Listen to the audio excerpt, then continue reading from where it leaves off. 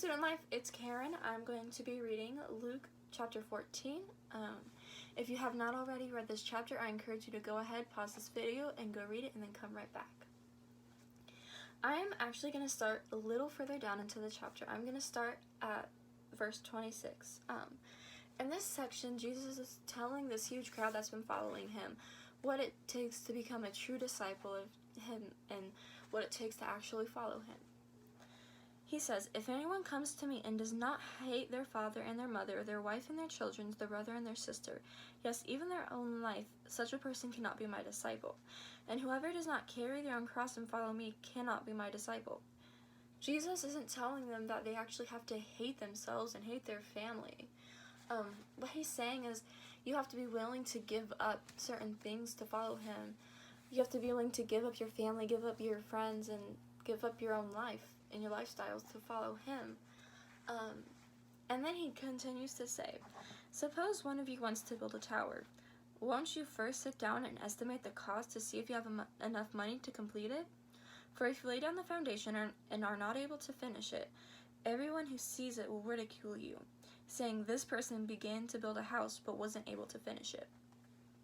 Jesus used this parable to teach people that when you go in to become a disciple of Jesus and when you go in to follow him, you can't just first build a foundation and then look at what you have to give up. You have to sit down and look at what costs might be and what things you might have to lose and give up in order for it to happen, or else people will look at you and think like that's not a true relationship with Christ.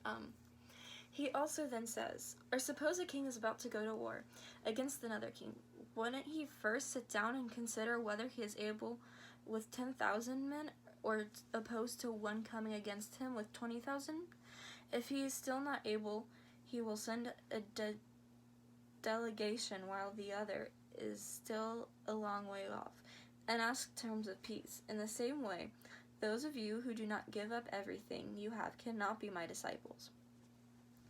He's saying that, in the last chunk he says that, in the same way, those of you who do not give up everything you have cannot be my disciples. And he's saying that you have to be okay with the fact that you're going to have to lose a lot of things in your life. You're going to have to lay down your own life before you can go and truly follow God. You're going to have to give up some things, whether it's as drastic as your whole family, or maybe it's just as small as some of the things you watch on the internet, or some of the things your friends say, or some of the music you listen to. And so he's trying to make that message really stick with them. And because, like, the disciples back then, they had to leave all of their family, they had to sell their house and give everything they had to the poor. And maybe it's not as that big for us today, but we still have things that we have to give up. And so I just want to leave you guys with the question: what are you going to give up in your life to follow Christ?